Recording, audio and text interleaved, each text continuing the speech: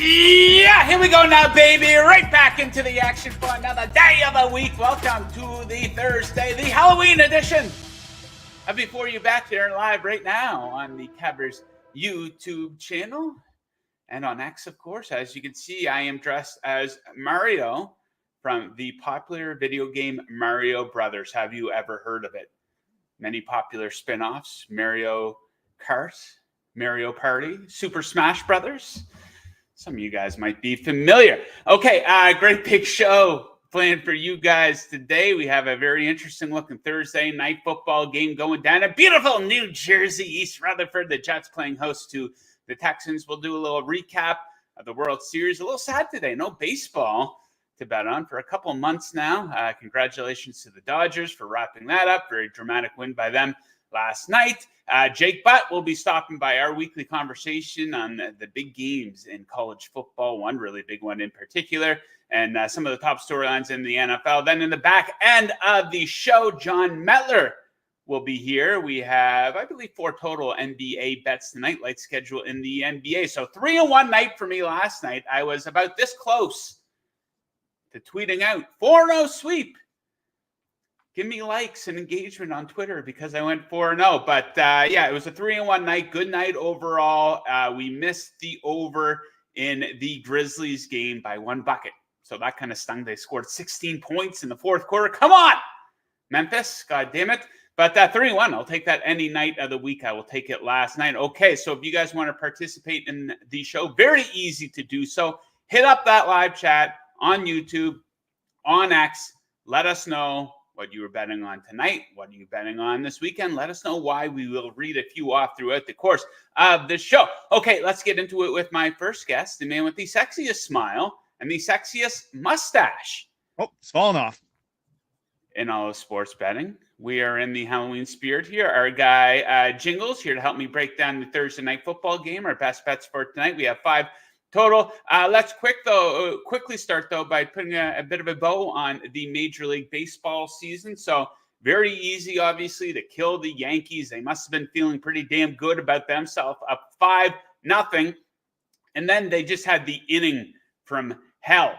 Aaron Judge, has he ever dropped a ball like that? I don't know if I've ever seen baseball anybody drop that ball. That was a line drive right at him, just in the glove and out of the glove. That one's wild. That was just a pathetic performance by him in the playoffs as a whole. Like, people want to talk about like James Harden in Game 7s, LeBron as a member of the Miami Heat against the Dallas Mavericks. You know, there's some Peyton Manning stuff early in his career in the playoffs. I think Aaron Judge has them all beat. You know, it looked like he was maybe on the way to redeeming himself a little bit. He hit that big home run. First pitch, middle meatball. That was Flaherty didn't have it. We were talking about the his velo yesterday, the bat show. He was low velo and he was getting hit hard early. Yeah, so just a combination of an incredible choke by the Yankees, but you got to give the Dodgers a little bit of credit here. I think a lot of credit, actually. You know, people, they got the biggest payroll. They don't have the biggest payroll in baseball, by the way.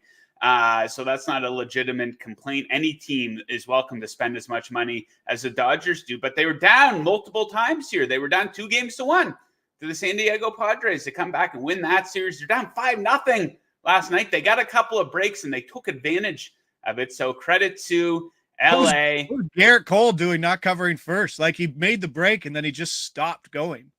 Yeah, I think the Yankees got to do something to change things up a little bit. The Yankees aren't going into a rebuild. They're not trading Garrett Cole, Judge, and Stan and all these guys. They got to get rid of Boone here as the manager. This guy's had multiple kicks at the can. He hasn't been able to get over the hump in the playoffs. This is the most successful they have been in the playoffs under Aaron Boone. So I think they need a bit of a spark here at head coach. So as manager, I guess you would call it in baseball. So I think they should probably can him. Jingles, any closing thoughts here on the Major League Baseball season before we get into NFL? No, good segue, though. It's just tough being an Aaron these days in sports, right? He's going to be dealing with a lot of issues. Judge will be fine, but he's I still think Judge is maybe the best professional baseball player, how he handles himself professionally. He's going to wear that over the year. Soto's probably going to go be a Met. Like, Judge, that's tough, right? Judge had a great season. I think I think the New York fans will get over it. Judge is a man. That catch, though, could be in his mind. So it'll be interesting to see how he runs back next year. Soto's gone, though. Soto's gone. And another Aaron that stinks who we'll see tonight is Rodgers. So not buying the hype. Yeah, I don't know, man, about Aaron Judge. He's always sucked in the playoffs. It's a bit different in baseball. You get up there, you don't get into like the flow of a game, like a basketball or an NFL, where you're just there standing at the plate, and he gets up there and you can see it. It's visible. He feels the weight of the world on his shoulders. He's been awful in the playoffs throughout his career. So very quickly, Mike M. asked, who's feeling worse today, the Padres or Mike Trout? Probably not the Padres. I think Mike Trout may be a little bittersweet for him, though. I don't think either of those situations people are feeling horrible, though. But I think Trout would probably look at Ohtani and says, really? The first year after you leave this disaster of an organization, the Anaheim Angels, you get paid $700 million and you win a World Series? Just like that? I don't know. Trout also can't stay on the field, right? Like he's not a guy who's putting in 150 games a year over the last 3 years. He's been kind of a Band-Aid. Yeah, best case scenario for Mike Trout, get traded and be a full-time DH somewhere, I think. We'll see how that – he's still in his early 30s. So, go play first base and DH. Get out of the outfield where you're going to hurt yourself. Yeah, the book is not fully written on Mike Trout just yet. Okay, no more baseball talk until probably like a big free agency signing or something here on the show. So let's get into Thursday night football. I think this game sets up. Yeah, I kill the Jets all the time, and they deserve it all of the time. But I think this game sets up really good for them here tonight. Short week. They are at home. They're hosting a team with a lot of high-level players who are injured. The Texans traditionally have not been as good on the road, especially C.J. Stroud, which I will talk about. But can you trust the Jets? Absolutely not. So I'm staying away from a side here. I'm going to go with the total. I'm going to go under 42.5 points for my best bet for this game. So the Texans are an absolute under machine. 16 of their last 22 regular season games have gone under. This includes going under in 6 of 7 games this season. Now, that's just a trend. We need some stats, of course. And these defenses bring it. Both really good on the defensive end. Very hard to move the ball against. They rank 2nd and 4th in yards allowed per play. Both are really good at generating pressure. So both quarterbacks could feel very uncomfortable tonight, especially C.J. Stroud. He's been feeling the heat all season. The Texans allowing the 3rd most pressure in the NFL. And then Texans, like I said, this game situation does not set up well for them. It is a short week. Injuries are a major concern for them. Cluster injuries to top-end wide receivers. Stephon Diggs joins Nico Collins. And Stroud, his numbers do take a hit on the road. Traditionally, you take him out of that dome down there in Houston. He has not been as good on the road. I think he's played 12 road games, only 11 touchdown passes. So we'll go under 42.5, and hopefully the world continues to burn here for the Jets and the Texans can pick up the win. But either way, I'm just on the under. Jingles, we each have a bet on Joe Mixon, each expecting a big night. You go first. Okay, I'll go first. I think a lot of this receiving will go through Mixon today without Collins, without Diggs. We're looking at a wide receiver group of Dell, Woods, Hutchinson, Schultz, and Jon Metler. It's not a very good one, especially for a quarterback that you already touched on, Joe, that's not good on the road and outdoors, which obviously this game is. This is a good spot. This number did inflate week to week, so it's kind of priced in. But guess what? In week 2, it was 25.5. So I don't think it was adjusted properly when he came back. And Mixon, if you've watched these games, Mixon doesn't come off the field like absolutely ever. 31 of 34 running back opportunities last week. 3rd game back since injury. It's a short week, which is it's kind of worrisome on what kind of load they'll put on Mixon, but expect a slow game. Expect them to run. Mixon, who has a carry total of 20.5. The guy's not coming off the field. 59% route share last week, targeted on 6 of 22 routes. That's good for a 27% target share on his routes. 30 yards in 3 of his last 4 games where he started. I think he gets to the 30 mark today. Yeah, I hope he's not going to come off the field very much tonight because I'm going to take him to go over his rushing yard total of 81.5 yards. So this guy is in the conversation for the best running back in the league so far this season. Bengals, what are you doing? letting this guy go. You might have an extra win or two if you had Joe Mixon in the lineup. He's only played in 5 games this season, and 4 of those games he's rushed for 100 or more yards. The Texans, they're going to be very reliant on this guy tonight due to all the injuries on offense. Of course, we talked about Stroud being down his top 2 receivers. Backup running back Dameon Pierce is also out, which could lead to more time on the field here for Mixon. The Jets aren't great. They're not horrible against the run, but they're certainly not great. They've allowed the 10th most rushing yards to running backs this season. So we'll take Mixon to keep rolling here. Jingles, you have 2, one for Mike Williams, one for Braylon Allen. Let's rip these ones off. Yeah, let's go. Williams under 1.5 receptions. Big plus money here, plus 140. The price is kind of everywhere. Blitz projecting 1.35. They put it out as a play yesterday. We're seeing prices between plus 115 and plus 140. And I still think even at that bottom end of that plus 115, it's a buy. He ran just 19 routes last game. He kind of overtook Allen Lazard as wide receiver 3, but he still got 0 targets. He's gone under this number in 3 straight games. Adams' roles increasing. Ty Conklin obviously going to get some looks.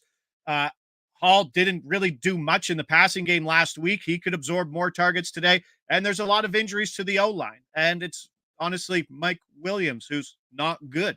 1.5 at plus money. This should be even money. It's going to shorten up, and I think 140 is good. I think it's good to 115. We jump over, we keep going. Braylon Allen. Here we are again, getting second running backs on short weeks on the carries, right? We had Warren Monday night. Love that one. That was an easy one. And here's Braylon Allen over 6.5 carries, plus 120. The market's kind of undecided. There's some 5.5s out there as well that are a little expensive, but I like this spot. Projects for 7.5 carries from the blitz. So anything here to even money is still good. Even minus 110 is probably a buy in that spot. 10 carries in 2 games this year. When were they? Last week. And the only other Thursday night football game that the Jets have played on the short week. We saw this new offense try to incorporate Allen a lot more into the game. If you were a Jets fan, you were probably pulling your hair out as to why they kept running the rookie for 2 or 3 yards every time. But it looked like they wanted to get him going. And remember 2 weeks ago when we saw this same offense, they were saying they want to run the ball more. They want to run the ball more. Well, they did last week. They're going to do it again this week. Look for Allen, who took 12 carries last week, 12 of 16. I think 16 for Hall, 12 for Allen. The 10 plus at plus 650s in line here. And if they can play with the lead versus a bad Houston offense right now, they could just be controlling the clock and running the ball with their 2 big backs. Indeed. Okay, Jingles, that concludes the NFL Thursday Night Football section of the show. We'll let you go. Fix your mustache, of course. You're going to be right back with us tomorrow, though, ripping through our best bets for the Sunday NFL games. So thanks for joining, buddy. Best of luck with the bets tonight, and we'll catch you again tomorrow. Yeah, good luck with all the trick-or-treating and everything that comes along with it. Try to get everybody in bed.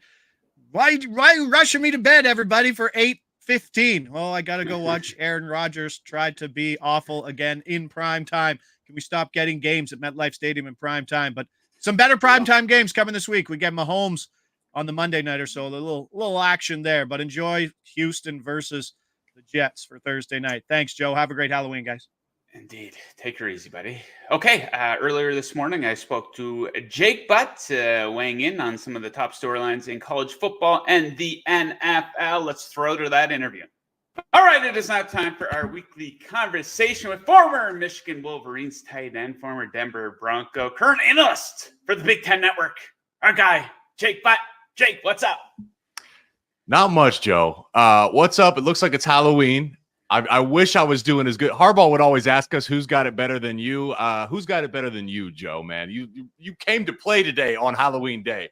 I appreciate it. I love it. It's one of the fun things about being a dad, the senior kids. It's the funnest thing ever when you're a little kid, right? I talked about it on yesterday's show with Jon Metler, that it's one of society's greatest traditions, you know? What's your favorite candy? Oh, we discussed this too. I like Snickers and Twix. Classic, yeah. What about you? It's boring. I completely agree with you. Snickers and Twix are my go-to, but I will say have you had the Nerd Clusters? You have got to try. Actually, don't, because they're like freaking addicting, man. But they're absolutely delicious. My wife and I went to see a movie the other day and got some nerd clusters. Oh, there we go. Delicious. Yes. I would have to say peanut butter cups too. I like the peanut butter cups. You could throw them in the freezer. Absolutely fantastic treat right there. Love okay, it. Jake. So a bit of a light week here in college football. Not a lot of marquee games in the NFL either, but there's always something to talk about. And we have one big time marquee game in college football. We're going to ask you about the Michigan game as well, of course. So Ohio State at Penn State. Penn State is a 3.5-point underdog in this game. Total of 45. That's on the low end for college football. Now, Ohio State 6-1. We know Penn State is undefeated, and they are looking to take that spot from Ohio State. What do I mean by that? Penn State is 5th on the National Championship Futures odds board. Ohio State coming in at 2nd. And in this game, it's not just the biggest game of the week. It's also your best bet of the week in college. Tell us why you like the home dog here. Yeah. So, well, first off, this game, we're living in the world of the new Big Ten, and there's no more East and West division. So what the conference did was protect rivalries. That way, Michigan and Ohio State, for example, can play every year. This is one of my favorite games to watch every year. I anticipated it would be a protected rivalry. Penn State doesn't have any protected rivalries. I figured this would be the one. So it's always a great game. Unfortunately, that's not the case. We will enjoy it today. This is a huge game for so many reasons. We could start with the head coaches. Ryan Day, his record versus top 5 programs, not great. Well, James Franklin, his is even worse. James Franklin has lost 7 straight versus the Buckeyes. Like, this is a pivotal game. He spent a third of his press conference talking to the fan base and addressing them, basically saying, we're ready to take that step. We are going to take that step. We have to take. So it has to be this weekend. And that's for a few reasons. Ohio State is vulnerable right now. I am shocked at what I saw last week versus Nebraska, in the juxtaposition of watching how Indiana dominated that very same team the week prior, and Ohio State almost lost. I mean, Nebraska was driving with the chance to win. The big issue here is the Buckeye offensive line, and it is a serious issue. They lost their left tackle, Josh Simmons, in the Oregon game. He's probably a top 50 pick, a first or second round. So that's a massive hole to fill. They have good players at Ohio State. They don't have another top 50 pick on their sideline. So in comes their backup left tackle. He played horrendous, and he got carted off. So what they're doing is they're taking their left guard, moving him out to left tackle, Donovan Jackson. They're shuffling across the offensive line and finding answers. Why this is concerning, they didn't even break the 100-yard mark running versus Nebraska. Ohio State with Chip Kelly, their whole offense is built on the need to run the ball. When you're going on the road, Joe, the Happy Valley, this is one of the loudest environments. My favorite environment I've played in, college, pro, anywhere. It is such a loud environment. You've got to be able to run the ball to settle that crowd down. You got to avoid 3rd and longs where it's obvious pass rush situations to take the crowd out of it. I'll tell you this. Michigan played Penn State last year. Remember that game? They ran it 32 straight times in the second half. The reason they did that is because their tackles couldn't hear the snap count, so they weren't getting off on the snap, and Penn State's edge rushers were going to hammer J.J. McCarthy. So it hurt their ability to throw the ball as well. The way the Ohio State offensive line has been playing is the main reason why I'm saying I like the Nittany Lions in this matchup. They got Abdul Carter, who's probably a first-round pick at edge. They got Denai Dennis Sutton, who's probably a day 2 pick across the way at their other edge. This is a very dangerous game. I will say it in summary, just to make sure I'm covering all my bases here. Penn State, their starting quarterback, former 5-star Drew Aller, went out versus Wisconsin last week. Bo Pribula came in their backup. James Franklin says it'll be a game-time decision. I expect both of them to play. You'd love to have your starter in this game, but in Drew Aller. I'm not concerned if Bo Pribula plays. He's kind of their more mobile. I don't want to call him a wildcat because he's a good thrower too, but he's a much more dynamic runner. And their play caller, Andy Kotelnicki, he came over from Kansas last year. Remember that offense was great because they had Jalen Daniels, a mobile quarterback. So I think the offense actually runs better with a mobile quarterback in there. Basically, what I'm saying is, from a matchup standpoint, I like Penn State. X's and O's, scheme, health, injury, home field advantage. I like Penn State. The only concern I have is that James Franklin has found ways to lose these games. But from a pure matchup standpoint, everything I just said, I like the Nittany Lions. Okay, Penn State potentially shaking things up off the top of the national championship futures odds board. Okay, we got to talk about your Michigan Wolverines here. They're a big underdog at home, man. A 14.5-point dog. A total of only 45.5. Oregon in town. So we're still waiting for that letdown spot for Oregon. It didn't come last week. They remain undefeated. I don't know if that letdown spot's coming. Michigan, meanwhile, they did bounce back against Michigan State. This is already their third time this season as a home underdog. You probably don't see that often with a defending national champion. What do you think? Could this be the letdown spot? Can Michigan give them a game here, Jake? Yeah, I think this is a really interesting matchup because one of the things and maybe you can give me some insight on this, Joe, as a gambler. Is there such thing as regression to the mean? You know, because Oregon has been dominating. We've been waiting for Oregon to have a letdown spot. They haven't. They've been dominating everyone. Is that a fair thing to say in gambling? Are you looking for opportunities like that to say, hey, eventually they're going to have a game where they're less than perfect? Oh, yeah. It's very common in football where you're looking for that spot where, you're not going to win by, double digits, multiple touchdowns every single game, right? You see with the Kansas City Chiefs all the time. We saw it with the Baltimore Ravens last week. That was a big time letdown spot. Yeah. Good call by you, by the way, picking the Browns to cover the spread. But yeah, that is quite common. And we're wondering, we thought maybe last week it was going to be the case for Oregon. That was not to be, though. And why may that have been? Because they were at home. And now you can track at this and say, like, one of the big storylines of college football in the realignment of these conferences has been the travel across time zones. That's been a great predictor of team success. Oregon, in their past few weeks, in the same amount of time, Oregon's traveled just under 7,000 miles. In that same exact time period, Michigan has traveled just under 700 miles. So Oregon is coming off a stretch where they play great versus Ohio State, a quick turnaround versus Purdue, the spoiler makers, a trap game. They passed that test. Then in comes a ranked Illinois team. Oregon passes that test. And now they're traveling across the country from a narrative standpoint to a weakened Michigan team that really isn't all that dangerous. It sets up to say, man, Michigan has an opportunity to, make this one competitive. So how do they do that? Well, it starts with the turnovers. Last week, we found out that Jack Tuttle retired from football. So Davis Warren, the guy that originally was the starter the first few games, he will be the starter going forward. Wasn't the sexiest stat line versus Michigan State, but there was no turnovers. There was no sacks. They brought in Alex Orji, and he complemented the run game well. They have got to, for Michigan, the key is they have to get out to an early lead. Like they want to play you do not want to play from behind against this Oregon team.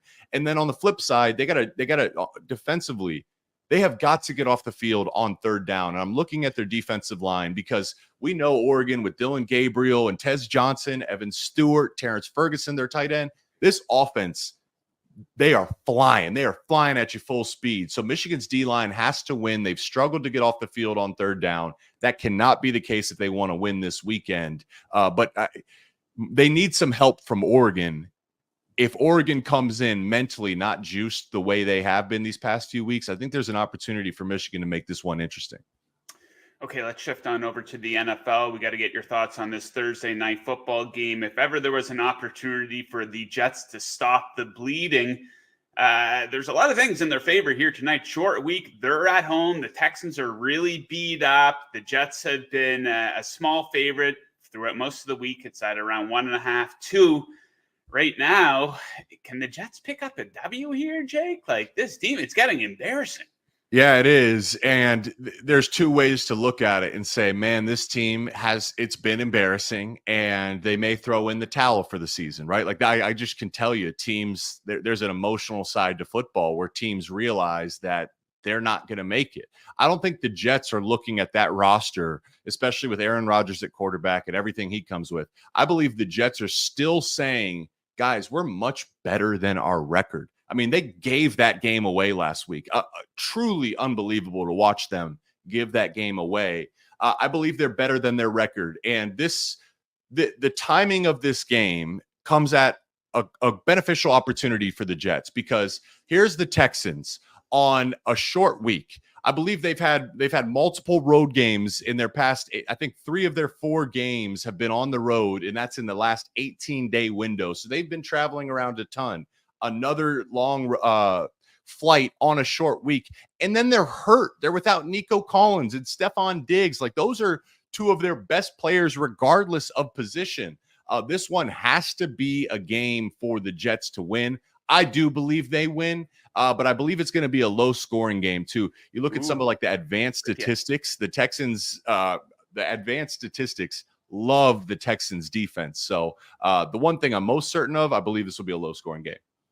Yeah, I'm with you there. I love the under on this game. Absolutely. Okay, so one of the biggest stories of the week in the NFL, Anthony Richardson is out. Joe Flacco is in, and there was a lot that led to this move. Richardson, he has not been good this season. You know, of course, he got injured early on. He came back. I think he's only completed more than 10 passes once all season. But I think maybe the straw that broke the camel's back was we saw him tap out. He got tired. He was honest. Like, part of you wants to say, hey, at least he was honest, and he said, I was tired. I needed to come out of the game. But the other part says, man, you probably should have lied and said you were cramping up or something there. So I got to ask you, as a former player, how do you think that type of thing is received in the locker room when a guy taps himself out of the game because he's tired? It's over. It's received in a manner to say, wow, $34 million guarantee is wasted, because you pay a guy that much money and you draft a guy in the spot that they drafted in hopes that, you know, he can help lead you to a Super Bowl. That's just never going to happen. And I don't think someone changes if this is their mentality. You know, Anthony Richardson, I've never seen Lamar Jackson tap out, and he runs around like that every single game. I've never seen Tom Brady tap out. I've never seen Josh Allen tap out. To tap out in a game and then to get up there in the press conference, and I get it, you're being honest, but he's casual about it. He's nonchalant. It's like it doesn't matter. Football is so hard. It has to matter. To win at the highest level. It's like a dedication of your life to the game. I know that sounds dramatic, but like, look at Bill Belichick and Tom Brady, and look at all the great athletes and coaches. It's a dedication of your life for the opportunity to win. That doesn't guarantee you anything. For the opportunity to win. The way Richardson has handled everything, and then he was asked, what was he told when the coach told him that they're going to go with Joe Flacco, and even his answer to that was basically like nonchalant. Like, the guy just doesn't get it. I don't think he understands how important football is.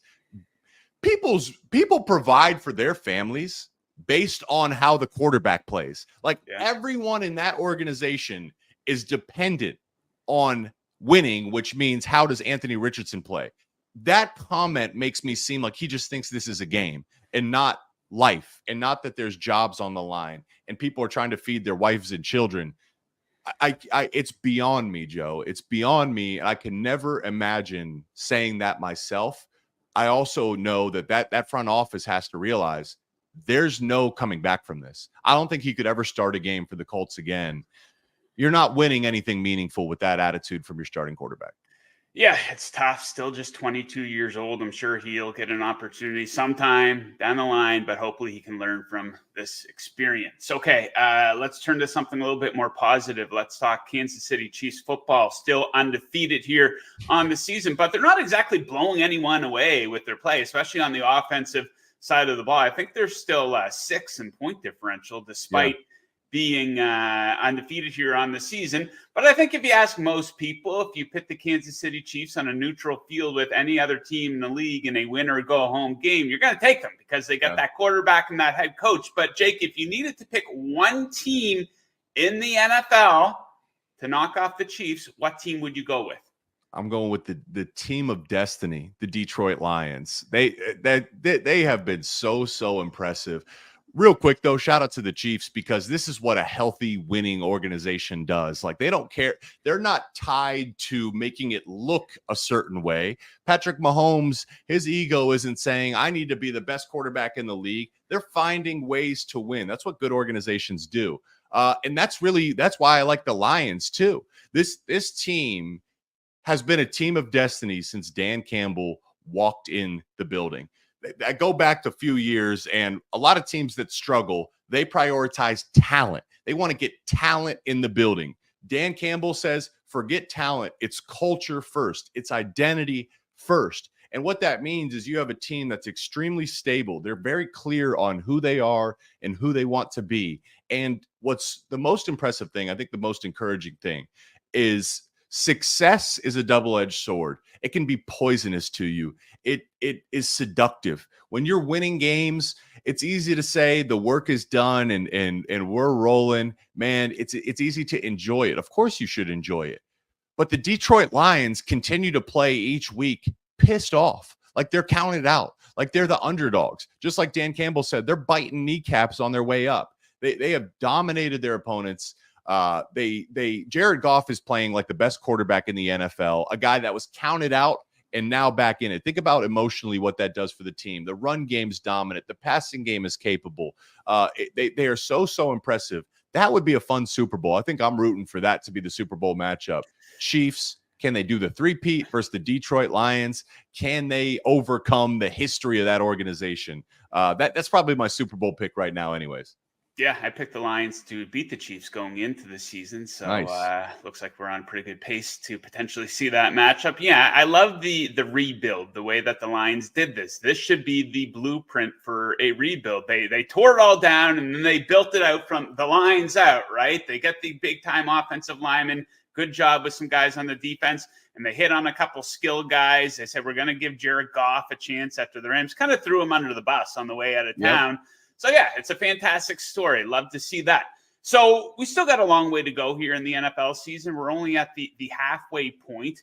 And there's a couple teams who have underperformed here in the first half that I think have a decent shot of getting back into the mix. And I want to get your opinion on which team you think has a better shot of getting back into the mix. The Cincinnati Bengals, who are 3-5, lost a lot of games that they shouldn't. And the Los Angeles Rams, who were 3-4, and they look like a completely different team last Thursday night against the Vikings with their big two wide receivers back.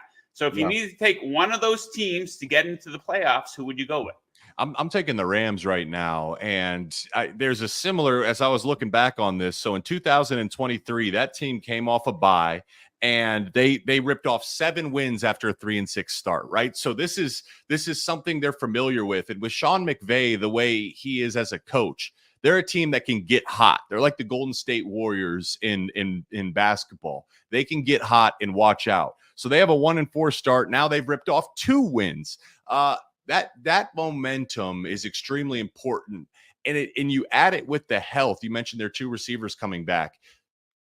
They're saying this, the locker room, the sentiment in the locker room is saying, okay, this is who we are. Beating the Vikings is so huge for a team's confidence, especially with the health. They get to say, this is who we are. We can do this. And on the flip side for the Bengals, it's just felt hard all season. You know, it's been disappointing. They've lost a ton of close games.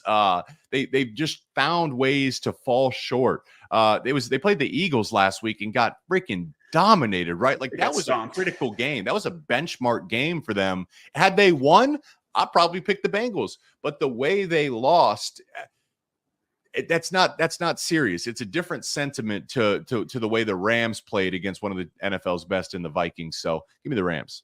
Yeah, it's been a roller coaster for the Bengals. Once you think they're going to get right back into it, they just fall flat like we saw last week against the Bengals. So, yeah, or against the Eagles, I should say. So, yeah, maybe not the year for Joe Burrow and the guys there in Cincinnati. Okay, Jake, it is best bet time in the NFL. Now, you gave us one last week. I said you kind of had to plug your nose if you want to bet this one, but you took the Browns to cover the spread against the Ravens. They end up winning the game outright this week. You're going against the Ravens again. Another big underdog, the Broncos, plus 9.5. Why do you like that? It's just the 9.5. That is a lot of points in the NFL. Again, I still remember my rookie year when we were learning about what the NFL is as a product and as a league and how it's structured to be competitive. And there was some crazy stat that like 90% of NFL games are within one score going into the fourth quarter. Like the league is built to be competitive. 9.5 points is a ton. And I think the Broncos are a team, of course, with their young quarterback and Bo Nix, that when he's playing smart and fundamentally sound, and when they can get the run game going to support him, like they're a good football team. I don't think they're 9.5 points worse than the Ravens. But the only thing I'd say that does concern me on this is that the Ravens, sometimes getting your butt whooped wakes you up, and losing that game last week, maybe they come out with a little bit of extra juice, but that hasn't been a dominant Baltimore Ravens defense this year like we're accustomed to seeing either. 9.5 points. Give me the points. I am with you on that one. The Broncos defense has been really good this season. Maybe you Thanks, could argue Joseph. a lack of competition maybe, but they're doing what they're supposed to be doing, right? They're playing really good defense. Then you look at these trends I have here. So the Ravens, they play down to the competition quite a bit. They are 2-11-1 against the spread in their last 13 games as a favorite of 7 or more. Meanwhile, the Broncos playing up to the competition a little bit. They're 7-1 ATS as a dog of 7 or more.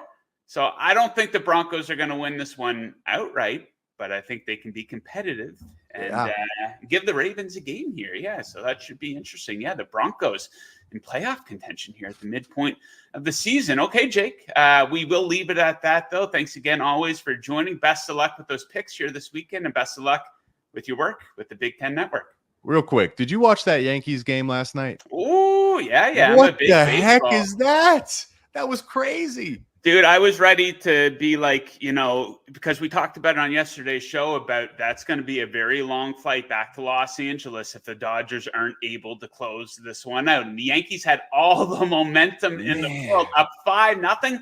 They must have been feeling pretty good. And the funny thing is, it's kind of the error of Aaron Judge when he couldn't catch that ball in center field. That kind of got everything going, right? Like a snowball going downhill. Everything went wrong for them in that inning. And Aaron Judge, fantastic player, no doubt about it. That's one of the worst postseasons ever from a big-time star. I know he hit the home run last night, but that error might have been what did them in, right? It was brutal. Yeah, well, that was the first one. Then the shortstop, ducks a throw to the third baseman. Garrett Cole doesn't cover first base. Like, guys, this is the World Series, Garrett Cole. Sprint like your life depends on it. And he was pitching a good ending, right? It was the errors, but all my in-laws are from the East Coast in New Jersey, so I have no skin in the game, but I was kind of pulling for the Yankees. I was pulling for drama, really. I wanted to see that go to 7 games. I could not believe what I was watching in the World Series playing bad baseball like that. Crazy to see. Yeah, this year's Dodgers, they have some balls. Previous versions of this team, they would fold in these spots. We've seen them, they go through the regular season, they get their 100 wins, and then they get to the playoffs where they're playing other good teams, and they would get beat. They would lose as a favorite. They would fold. That was not the case for them. They had a lot of instances in the playoffs. Even going back to the Padres series, they were down 2-1, come out in a bullpen game, and ended up winning that. So, yeah, shout out. It's good to see Shohei Ohtani get a World Series. It's good to root for greatness. That's what I like to say. Anyways. All right, Jake. Awesome chatting. We'll chat with you again next Thursday. Good to see you, Joe. All right, so I looked it up. The last time Michigan, the Wolverines, have been a double-digit underdog at home, you'd have to go back to 2017. They were a 12.5-point dog against Ohio State. For those of you keeping score at home, they covered the spread. They did not win the game, though. Okay, final segment of the day. Let's get into some NBA running hot to start the season here. The first, week and change here. So we're going to try to keep that going. And if we're talking NBA, we're talking with Jon Metler, the Magic Ass Man. Let's bring him in. Is this a Vikings fan? Are you a specific player? Explain. Oh, you were muted. I'm muted. I'm the quarterback the Dolphins thought they were getting in 2006. This is Dante Culpepper. I just kind of had to rub it in a little bit to you. I have a Dante Culpepper Miami Dolphins jersey. I know. I never took the tag off of it. That is one of many low points. They could have got Drew Brees, but some moron doctor said that his shoulder wasn't right, and that forever changed. That was I don't know if you call it a sliding doors moment for the Dolphins. They had Nick Saban as the head coach. Nick Saban could very well still be the coach of the Miami Dolphins, and Drew Brees would be out on the field at halftime, and he'd be in the Ring of Honor. But no, Dante Culpepper come in, and he stunk it right up. I was pretty excited when they got him. But you guys gave us the second round pick. Actually, I don't even know if you know this. I think like 5, 6, 7 years ago, you posted on Twitter that you're trying to get rid of the Dante Culpepper Dolphins jersey. And I was the one who replied to you. We didn't know each other back then. I said I'd take it. Yes. I'll keep it. I'm so sick of the Dolphins. They can't hurt me anymore. I'm rooting for the Lions for the rest of the season because I want to feel a bit of joy. I like their story. Very easy to get behind. Okay, John. So we have, I believe, 4 total picks. You have 2. I have 2. I'm coming off a 2-1 last night. It could have been a sweep, but those damn Grizzlies only scored 16 points in the fourth quarter, so that stung. But why don't you get us started? You have a Halloween-themed same-game parlay. Break it down. Yeah, Halloween SGP. I can tell you right now, there's nothing plus EV, edge, anything about this. This is more for vibes if you're into that. Kevin Durant, Durantula, Slim Reaper. I mean, how do you not bet this guy, put together an SGP for this guy on Halloween? The best part about this is why I did it is he's a 10:30 East Coast start. He's playing against the Clippers at the Intuit Dome. And if you have kids and you go walking and you're trick-or-treating, you'll be back home. Kids will be asleep. If you're on the West Coast, it's a little dicier. But the perfect start time, I think after you get 10,000 steps or whatever it is in usually not nice weather. It's pretty nice where I am right now, but usually not nice weather for Halloween. Whether you're mom or dad, I think you deserve to sit on the couch and sweat an SGP. So I went with Durant, 30 plus points, 7 plus rebounds, 4 plus threes made, plus 1,200. And I'm sure you can throw a boost on this as well to make that a little higher. I did a couple of these. So last year when I was writing more articles here at Covers, we always threw like an SGP into the article. The points with the threes made actually worked out pretty well for me and when I was making these SGPs, because if his total is 26.5 and you just think like, if he's going to get 30 plus, he's probably going to have to hit some threes, right? And he's probably gonna have to hit more threes than he usually does. And I don't think it's as correlated as you think it is, especially for some players it is. I think Curry, it is very correlated, but some players it's not. So anyways, I went with Durant plus 1,200, entertainment purposes only. I bet it. And I think it's just a good sweat when you're stealing some of your kids' Halloween candy, a little hold percentage on their candy, right? Sitting on the couch tonight, 10:30, have something to sweat. Indeed. Let's go, Durant. Hopefully he can stuff the stat sheet tonight. So I have 2 bets from the same game. They are both under bets. We're going to go Spurs Jazz under 222. I've hit on a couple unders in each of their games so far this season. Going to keep it going. I think the number's too high. So 2 of the league's worst offenses to open the season, 29th and 30th in points per game. Both bottom 7 in effective field goal shooting percentage. The Spurs, they're going to make you work on defense. So top 8 in both points allowed and opponent EFG percentage. What I like about this matchup is these 2 teams, they're very effective at limiting opponent free throw attempts. They are first and second in free throw attempts allowed. And they have combined to go under this number of 222 in 6 of their 8 games this season. So a bit of a correlated play in this game. Wemby, we're going to be fading him. Going to go under his point total of 23.5. Second game of a back-to-back here for the Spurs. And light scoring to open the season here for Wemby. Just 16.5 points per game. He's only shooting 19% from three-point land. 17 points or less in 3 of the 4 games. Like I said, second of a back-to-back here. He averages 17.8 points per game in the second of a back-to-back last season. Usually played fewer minutes in those games as well. So hopefully that carries over to tonight. And for what it's worth, maybe not a whole lot, but he was 0 for 3 against this number in 3 games against Utah last season. So we're going to fade Wemby's point total tonight. Hopefully he doesn't play too much. Okay, John, bring it home. Gary Trent Jr., what do we got for him? Yeah, Gary Trent Jr. over 11.5 points. It was a tough board today. It was like 4 games, lots of back-to-backs, a lot of questionable injuries and stuff. So I only have the one here, Gary Trent Jr. over 11.5 points. He's kind of been showing an edge to the over on his points total all 3 games that he's played for the Bucks. I haven't jumped on it yet. I do think he's gone under all 3 times too. So he hasn't really, showed up for his backers per se, but it's dropped his point total. It's like 12.5 to 11.5, kind of where that was where it opened when the season started. I like this matchup with the Memphis Grizzlies because Desmond Bane has the oblique injury. Marcus Smart has an ankle injury. They both left yesterday's game. We don't know if they're going to play. John Morant sat out the back end of the back-to-back last week. I'm assuming one of the three is probably not playing, maybe two of the three. And when John Morant sat out last time, they went with the 3 7-footers, Santi Aldama, Jaren Jackson Jr., Zach Edey. That's what the Grizzlies started. Why I like that is because that can force Giannis Antetokounmpo to pass when he drives. And that's kind of Gary Trent Jr. is there to shoot threes. So if Antetokounmpo is forced into more passes because of who the Grizzlies are starting, that will help Gary Trent Jr. and it should help him get some more threes. He was very involved in that Celtics game. He had 10 points in the first half, didn't score in the second half. So again, he looks like a guy. Last game when I watched him too, he looked like a guy who maybe a little passive. Those first, you're trying to fit into a new team. And then he kind of had the look of like, I'm going to shoot it. So I kind of expect that from him tonight. Okay, that's it. That does it for the very special Halloween edition of the show. Let's recap the picks here. Texans Jets under 42.5. I also like Joe Mixon to go over his rushing yard total. Jingles went with Mike Williams under 1.5 receptions. Joe Mixon over 24.5 receiving yards. And Braylon Allen over 6.5 carries. In the NBA, I went Spurs Jazz under 222. Taking Wemby to go under his point total of 23.5. Metler went with Gary Trent Jr. over 11.5 points. And the Durant Halloween special SGP, 30+ points, 7+ boards, 4+ threes made, 12-1 odds on that one, baby. Very nice.